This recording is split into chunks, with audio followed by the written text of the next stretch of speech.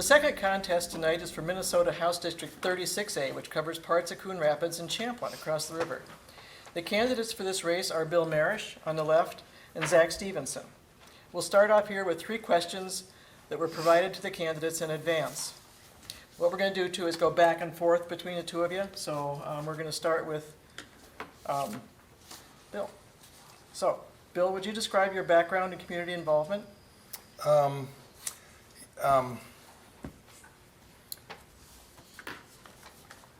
I never saw that question as a pre-question sent to me, so it's surprising me, but that's okay. What I had as qualifications is I'm qualified as a citizen. I'm qualified as a citizen. I believe the government was designed to have representatives from the community so that they can be voted in and represent their neighbors. I'm qualified, I believe, because of my commitment to succeed. I married my girlfriend from high school, been married for 36 years. We have 4 children, 4th grandchild on the way. I've represented my country in three world championships. I've served in the military. Combine that with my 29 years of teaching. What I've learned is to goal set and accomplish the goals that I set. How do you accomplish them? You set priorities. I will set priorities in St. Paul. I'll make sure that we're spending your money properly, cutting wasteful spending, be able to lower taxes and reduce our healthcare costs. Thank you. Zack, can you describe your background and community involvement for us? Yes, thank you first of all for moderating tonight. Thanks to the League of Women Voters for hosting. Thanks to this packed room. It's so exciting to see so many people here and to everyone watching. So I'm Zack Stephenson. I'm a lifelong resident of the northern suburbs. Grew up right here in Coon Rapids. In fact, I didn't get very far in life. I live a mile down the road from the house I grew up in. I'm the father of 2 beautiful little girls who are 3 and 6 as of last Sunday. I keep wanting to say 5. And I'm a prosecutor for Hennepin County. Very involved in my community. I am on the Coon Rapids Planning Commission. I'm also very involved at my church, the United Church of Christ in Anoka. Thank you. The second question, we'll start with Zack. What is your qualifications for serving as a Minnesota representative, and why are you seeking this office? Well, you know, I'm seeking this office because I'm really worried about the world that those 2 little daughters of mine are growing up in. I think that's something that a lot of parents think a lot about. I maybe think about it a little bit differently as a prosecutor. I worry about the fact that there's just no accountability in our politics any longer. You know, we have politicians who say they're going to do one thing, they do the exact opposite. They pass massive bills in the middle of the night that no one's read. There's no accountability in that. And there's no common sense in our government these days either. And so that's why I'm running, to bring more accountability and common sense. And as for qualifications, as I said, I've lived in this community my whole life. I understand it very deeply. And I have a vested stake in it now that I've got 2 little girls that are growing up right here. I'm also a prosecutor for Hennepin County, so I understand public safety and know what we can do to keep our community safe. And last, I was a staffer to Senator Amy Klobuchar, and boy, did I learn a lot working for Amy. I learned how important it is to work hard. I learned how important it is to listen to all sides, work together, find common sense solutions that work for everyone. Thank you. What I'm most passionate about is to serve. I want to serve the people of Champlin and Coon Rapids. I grew up in Blaine, Coon Rapids, old stomping grounds. Been at Champlin Park for 25 years, and I want to serve the people. When I'm out knocking on doors, the number one thing I hear is how healthcare costs have risen. This is a problem that can be solved. We have to have price disclosure. If we have that, listen, nobody knows what it costs to have your knee operated on. We don't even know what it costs to get an appendix taken out. But if we knew that, you'd be able to shop. If you can shop, you have competition between hospitals, you have competition between insurance companies. That's the key. This would lower the rates, and what we cannot do is even think about going backwards. We've seen a failed program. Single payer government insurance, it doesn't work. Even the liberal think tanks say that it will cost $17 billion to sustain that kind of a program. Thank you. The final question is, what issue are you most passionate about, and what are your plans to address this issue, this matter? And we're going to start with Phil. Well, I just answered that question. Yeah. Because I have different questions that were on here, but I'll respond to this. I'm a teacher, and when I knock on the doors and I tell them I'm a teacher, they look at me, and then I tell them I'm a Republican, and then they faint. They don't believe it. They go, "There's no such thing as a teacher and a Republican." And I go, "Well, there's a few of us." But as a teacher, what I've learned is I've learned to listen. And I try to create an environment that's non-judgmental, that we accept all ideas, that we talk, and we try to get to the best course of action. All ideas should be valued, and I think that's how you collaborate and work with across the aisle. Again, what I hear the most is, especially right now, is the daycare fraud, the wasteful spending that's happening, the welfare fraud that's happening, and that's what we have to do, and we'll have to talk to each other, listen to each other, and we can accomplish these things. Thank you. Mr. Stephenson? So the issue that I am most passionate about is education. I believe that the reason why we enjoy such a great quality of life in Minnesota is our shared commitment to having superior education. That's what's made us great for the last few decades. Unfortunately, I think we're falling a little bit behind in Minnesota, and I think we really need a world-class school system in Minnesota to preserve this great quality of life that we have. And I think that means we need to be doing lots of things at all different stages of education, all the way from early education all the way through higher education. We need to make sure that every kid gets a really quality early education. Study after study tells us that that's the silver bullet to making sure that we have strong achieving kids all the way through. We need rigorous K-12 schools. You know, the number one thing that foreign exchange students say when they come to the United States is they're surprised by the lack of rigor in our schools. We got to change that. And a big way that we can help our K-12 schools is getting class sizes down. Class sizes in our high schools can be as big as 35 or 36. That's way too big. We need to get them down. Thanks, and I'm sorry for the confusion with the questions. That's okay. We'll move into others that you haven't heard before. So the first one, our excessively high health costs have a negative effect on business and wages. Given the situation, what do you think the Minnesota legislature should do about healthcare problems? And we're going to start with Mr. Stephenson.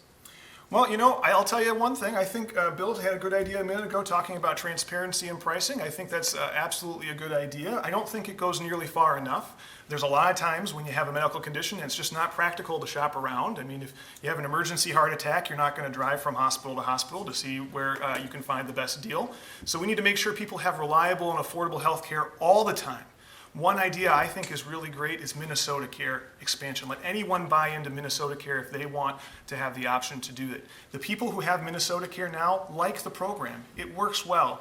And we should all have the opportunity to buy into Minnesota Care if we want to do that. We also need to do a lot to get prescription drug prices down. That is really something that I hear a lot from our senior citizens. Frankly, it's outrageous the way that prescription drug companies have been jacking up prices. We all remember a couple years ago when the EpiPen producer raised prices 1,000%. That isn't because the cost of manufacturing the EpiPen went up 1,000%. It's because they knew that people who needed it would pay it. That's wrong. Yeah, we have to be able to identify the bad actors out there. We have to. I don't even know how all that works, what's happening, why the costs are so high. The EpiPen, that's just ridiculous. That should never happen. I'm a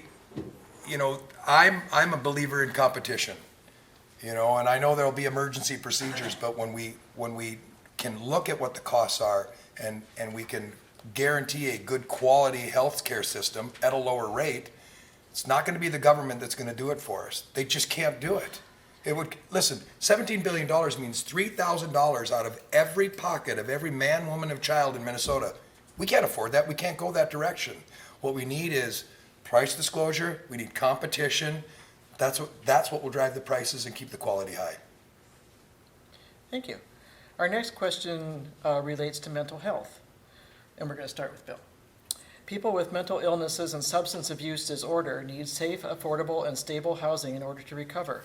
Unfortunately, they're much more likely to experience housing instability or even homelessness. What are you going to do to address this housing gap in our mental health system? I think this is something where, if you prioritize and you're stopping all the wasteful spending, that this is a priority that would be up there. And I would combine it probably with our community, meaning faith-based organizations. Am I my brother's keeper? You can answer that however you want, but am I my brother's brother? I am. I'm here to serve my fellow man. Our churches and communities need to be combined with some government programs that help these people and afford them the housing that they need and the programs they need to protect them and the people around them. Thank you.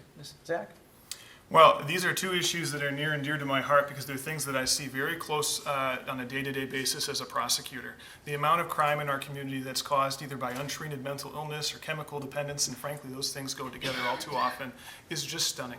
We have a mental health care crisis in our state that no one is talking about. And it's very closely related to the increasing uses of opioids and methamphetamine in our community. Getting housing is a great way to get started. We know people who have stable housing are less likely to commit crime, more likely to be productive members of society. It's easier for people to get jobs. And so government absolutely has a role in doing that and in making sure that we have a good supply of housing that people can afford to purchase on their own. We're starting to have a housing crisis just for the general population in our community. We need to be working on that as well. Thank you. The next question is an environment question, and we're going to start with Zack. What is your position on green energy, clean water, and clean air, and how should the state of Minnesota move forward on these topics? I favor all three of those things. Look, we need to be a leader. We need to be a leader on green energy, on clean air, and clean water. First of all, water is our number one asset as a state. We're the land of 10,000 lakes, after all. We need to make sure we're protecting our water, increasing standards to make sure that everyone not just has clean water to drink, but clean water to play in. This is a local issue. The Mississippi River, as it comes through Coon Rapids, is now an impaired waterway because of agricultural pollution in the Crow River. We need to clean up the Crow so that our kids, my kids, your kids, and their grandkids can all play in the Mississippi River. Minnesota's been a leader on green energy too, and that's a great thing to be proud of, but we can go further. We can make sure that we have great solar programs throughout the state of Minnesota, that wind energy is more prevalent. That will be not just a way to improve the environment, but it'll give us energy independence and get the costs down. Thank you. Bill?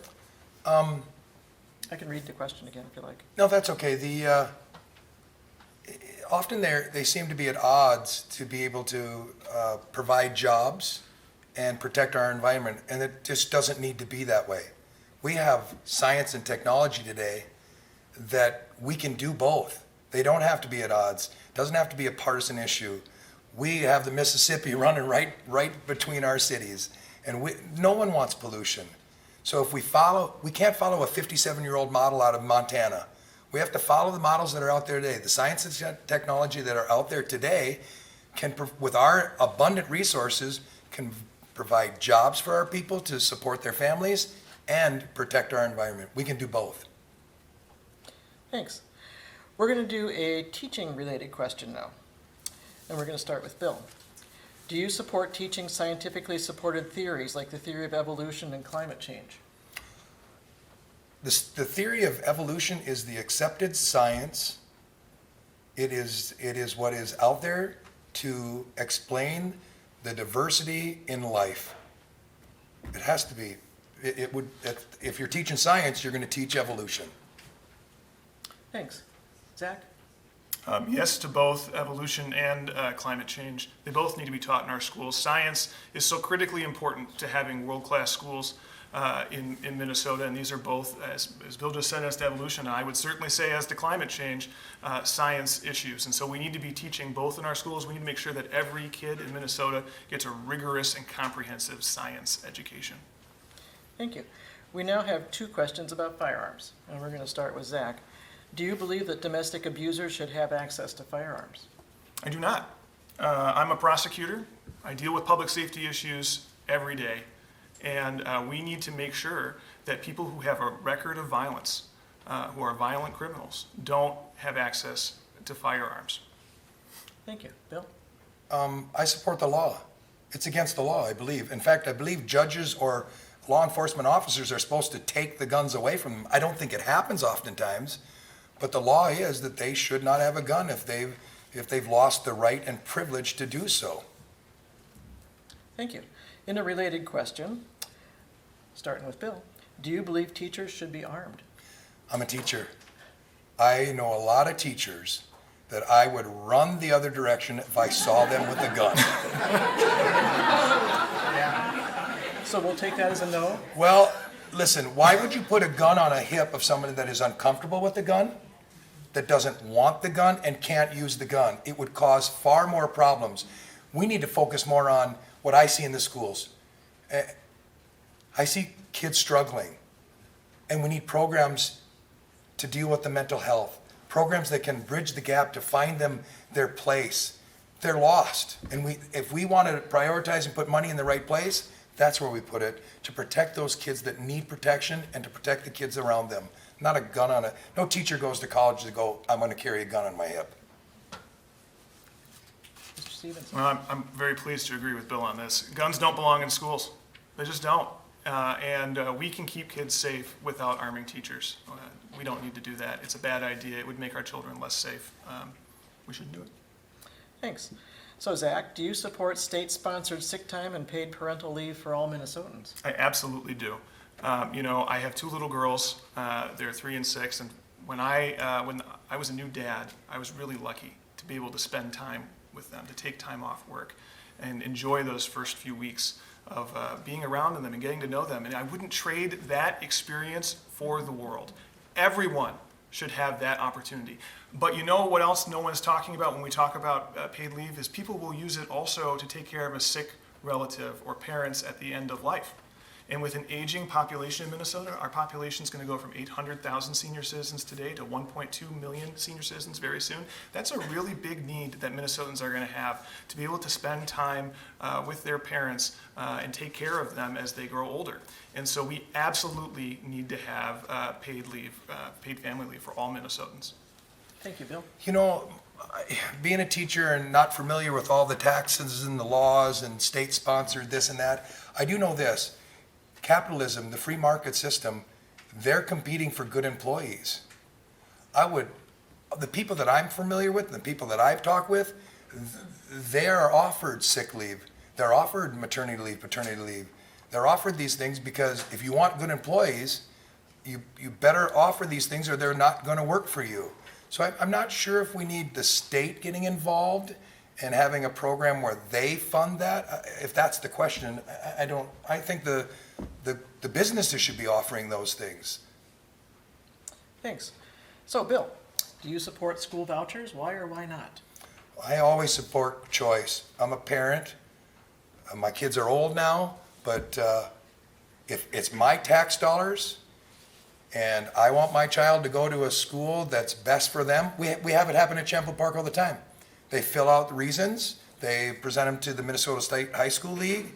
There's reasons for them to leave. When my kids go to college, I help them decide which college to pick. Why wouldn't I want them to be able to choose when they're going to high school? If I'm a STEM guy, I'm a science and technology guy, I'm going to go to a science and technology school. And I'm going to take that voucher and I'm going to use it there. It's my money, it's my tax money. Why can't I use it where I want? If I'm into band, I'm going to Champlain Park because we got a great band. If I'm a football player, maybe I go to Eden Prairie because they got the football program. But I certainly should have the choice to choose what school my children go to. Even if it's a private school? Even if it's a private school, use it and apply towards those fees. Thank you. Zach? Well, I think Bill set up a false choice there between having choice in schools and whether you're going to take money out of the public schools and use them to fund private schools. Certainly, I believe that anyone should be able to choose to send their children to whatever school they want to. And increasingly, by the way, I run into a lot of people who are homeschooling their kids, and that's a great choice to make as well. That works for a lot of families. But the question relates to vouchers, and vouchers are about taking money away from public schools and using them to fund private school education. And I just think we can't afford that. Bill said earlier he supports prioritizing how we spend our money, our tax dollars. And I agree with that. We really need to prioritize how we spend our money. And number one priority in Minnesota should be education, having a world-class public education system. We can't be taking money away from that. Thank you. We're going to move back to the environment a little bit, and we're going to start with Zach. Since we have not taken sufficient actions yet to prevent at least moderate global warming, what would you propose to help our communities do to adapt to coming climate change? Oh boy. Well, I think the first thing is we can't give up hope and action to slow down climate change. So we need to be working really hard to promote green energy, wind and solar. We need to be working to promote electric cars and other things that will decrease carbon emissions. Another big thing that we're going to need to do, water is going to be increasingly important in a world where we see more global warming and more climate change, and so we need to be protecting our water here in Minnesota to make sure that everyone has good access to water. We need to be working proactively to protect our great northern woods. How many people in the audience today love to go up north and play in the woods? The woods are disappearing right now because of climate change, and we need to protect them as we see climate change continuing to unfold. So I think the answer is we need to be proactive in continuing to fight climate change while also taking an extra step to accommodate the changes that are happening now. Thank you, Bill. You know, I believe our science and technology is excellent. I read, I look, I'm not a scientist. Climate is always changing. When I was in school, we were going to be under ice. We'd already be under ice. That's what the projection was, that we were going to an ice age. Now they're talking about warming. It's changing. Climate does change. Do we want to pollute? No, nobody wants to pollute. Is global warming happening? Are the waters a little bit warmer? Yeah. Oh, what does that mean? Are they going to cool back down? Are they going to continue to go up? I mean, you just follow the science and you follow the directions that they give. I'm not really sure about global warming. Okay, thanks. Quick change in a very different direction. Do you support same-sex marriage? It's already been decided in Minnesota, but how do you feel about that? Am I up? You are, yes. Yeah, it's been decided. Well, I also support same-sex marriage, and not just because it's decided, because it's the right thing to do. Thank you. So back to Zack then. Explain why you would or would not support restoring the right to vote to citizens living in the community who are on probation or parole due to a felony conviction.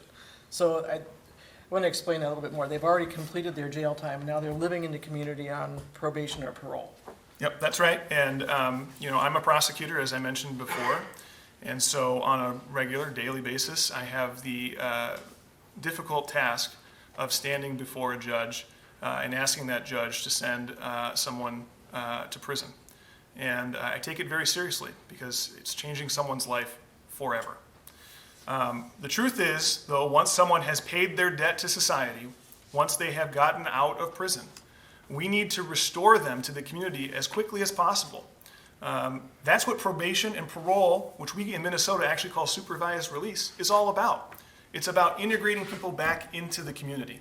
And so those people should be able to vote. We should be trying to make them productive members of society and treating them exactly the same as we treat everybody else.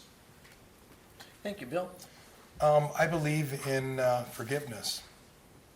I have a mentor, and he has taught me to always forgive. People can lose their rights, they can lose their privileges by their choices. I'm not a prosecutor, but I'm sure it would be very difficult to have to do that and send people to prison. And while they're there, they've lost privileges and rights. But we have to forgive them. If they come out, they've served their time, they've done their penance, why would they not be able to vote again? Thank you. So we're going to look at a little bit of legislative philosophy. What is your opinion on large omnibus bills? And Bill gets to go first. Omnibus bills confuse me. I've been going to the House to watch things, and it's like, why do they wait till the end to do things? Why don't they get things done in a more orderly fashion? Why there's omnibus bills, I don't like them. But I'll tell you this, if the bill presents a proposal to reduce health care, I'm voting for it. I'm not going to not vote for it because it's in an omnibus bill. If it's going to cut taxes, if it's in an omnibus bill, I'm not going to go, well, I can't vote for it because it's an omnibus bill. I'm going to vote for it. If it's going to stop wasteful spending, even if it's an omnibus bill, I'm voting for it. You know, it is gamemanship. It's a way to play politics, and I don't like it. But I'm certainly going to represent my people and vote for it if it helps my people in Champlin and Coon Rapids. Thanks for that. Zack? Well, the number of omnibus bills in the legislature has increased dramatically over the last year. So what does that mean? That means that politicians in St. Paul are voting on less and less bills, even though they contain the same number of rules and laws for us to follow. And the reason why they're doing that, the reason why they're rolling all those bills up into one, is because they're playing games with one another. They're trying to jam popular things and unpopular things together in order to force the other side to accept something that they don't like. Too often today, our politics are about making sure the other side doesn't win or trying to make sure I get 100% of my way. And when I'm out talking to people in Champlin and Coon Rapids, this is the number one thing that people tell me they're frustrated with. They're tired of the bickering and the game playing and the partisan nonsense. And this is grade A example 1 of what's going on in St. Paul that people are sick of. And I'd stand up to it if I'm elected. Thanks a lot. So now it's closing time, and we'll ask each of you to give your closing statements, and we'll start with Zack. Well, I want to thank you again for moderating and thank everyone again for these phenomenal questions that we had tonight. It's always such a pleasure to be able to talk to people about the future of Minnesota and where we're headed. We have a great thing going in Minnesota. We have a great quality of life, good schools, strong economy. I want to make sure it stays that way so that my children and my children's children can enjoy the same great state that I've enjoyed. And as I said to you tonight, for me that means making sure that we have a world-class school system, a strong healthcare system, a vibrant economy. We can do those things. We've been doing them for years. It just means we need to set aside the game playing, the Washington-style slash and burn politics, the name-calling, the tweeting. All of that needs to go away so we can start working together. We have a long history of doing that in Minnesota, and we can do it again. I'm committed to doing that if I'm elected. So thank you so much, and I ask for your vote. Thank you, Bill. I want to thank you, the moderator, for organizing this. Thank my opponent for being here, and thank you guys for coming. I really think our politicians need to get together and get on the same page also, and set the priorities the way they should be. I believe that the choice is pretty simple. If we look at the two of us and you look at our backgrounds and where we've been and what we do from writing and blogging and what we've done, you'll see a definite difference in who to vote for. As a legislator, I am going to fight to get healthcare costs down. That's what I hear the most at the door. I hear often recently the wasteful spending with daycare centers and millions of dollars being sent. I hear things about doing, income checks to make sure that that billionaires aren't getting, yacht-owning billionaires are getting welfare checks. That's ridiculous.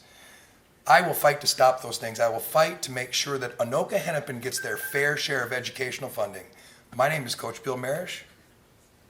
I hope I can get your vote on November 6th, and thank you, and God bless America. Thank you very much. And now we're going to take a short break while we change out candidates for the next round.